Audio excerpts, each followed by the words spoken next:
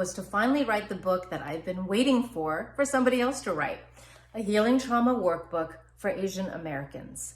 A lot of Western trained therapists don't actually have good grounding in the values, family structures, or an understanding of the intergenerational issues, history, migration, refugee type histories that are really important as part of our healing. So during COVID lockdown, I finally sat down and started to write all the things that I've been thinking about, all the things that I've learned about, not just from my doctoral training, but from the communities I've worked with, all the families and clients and students I've been privileged to serve and work with, and of course, my mentors and teachers and my family and my ancestors. I'll just read you a little bit of the background of why I realized that this is a book that just fills a gap that we haven't had much of.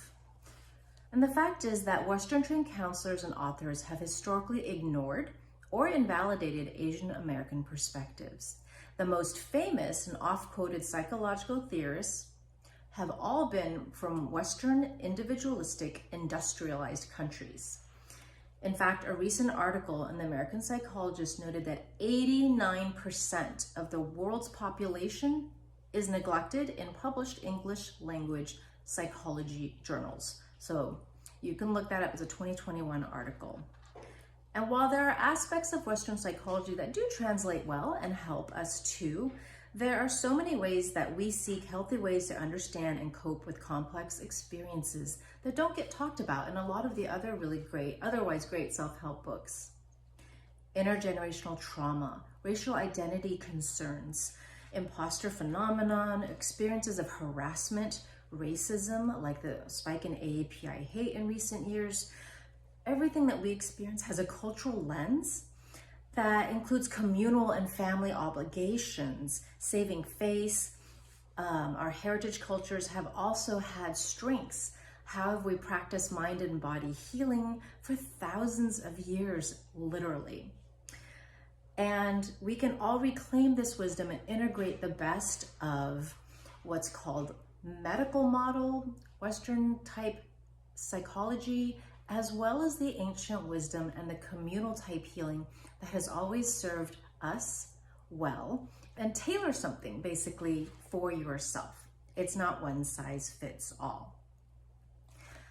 And ultimately, the final chapter talks about the fact that we are future ancestors. Sometimes we get really caught up in obligations to our elders, finding our place to please the elders.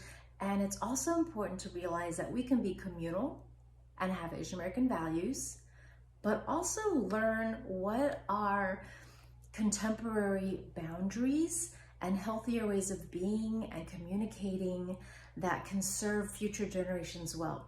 It's not selfish to be somebody who's Asian or Asian American and still needs some boundaries, because you are also a future ancestor and you are also someone who's going to teach our community. And sometimes we sacrifice for others, and other times we realize that everything I do to invest in myself is an investment in my community and family too.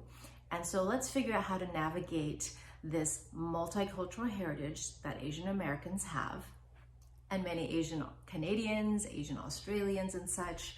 And let's have a dialogue about that and tailor your own path. Love to hear what you think if you read the book.